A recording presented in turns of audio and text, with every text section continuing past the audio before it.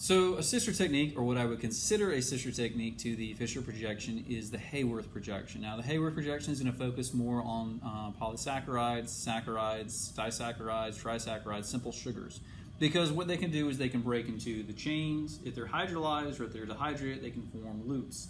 So this is going to be akin, and it's going to look like a Fisher projection turned on its side. At least that's the way I think about it. So what you need to do with your modeling kit, take a pause the video, is you need to build this chain. And as drawn, if you crash from this into the planar configuration, these 3 chlorines are cis, and the one going back in the board is on the opposite side. It's trans to the other 2. So when I build it, of course it wants to be stubborn while I'm making a video,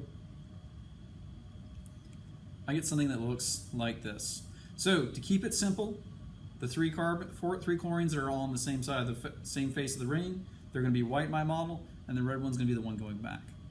Now, the way you drew a Fisher projection was you drew, for a loop like this, you would draw something like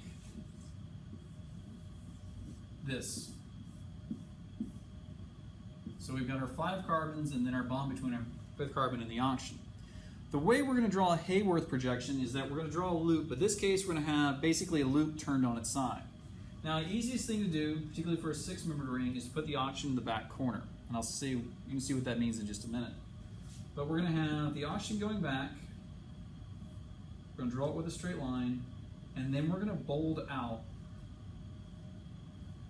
the front bonds.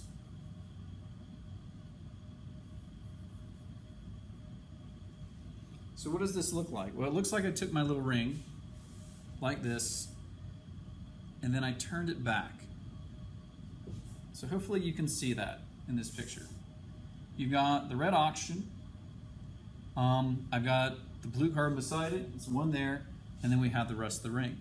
Now, with the Haworth projection, it's going to be similar to the Fisher projection. We're going to have lines against the ring.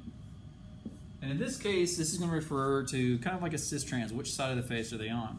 So as drawn, I've got 1 chlorine down, hydrogen, chlorine up, chlorine up, hydrogen, chlorine up, hydrogen, chlorine up, hydrogen. And that's the way it looks here. I've got my 1 oxygen in the back, again, that oxygen there. Next to it, on the black carbon, the one that's right beneath it, I had the one beneath the ring, and then I've got my 3 cis chlorines. Oops, draw on the wrong side there. 3 cis chlorines point up.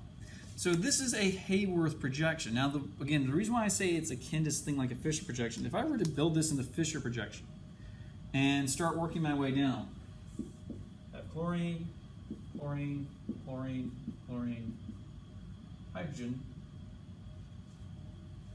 hydrogen. It's basically this, just kind of tilted on its side and rotated. Now, if you don't see it away, that's fine. Ignore this part of the video. But this here is your crash course in how to draw a Haworth diagram.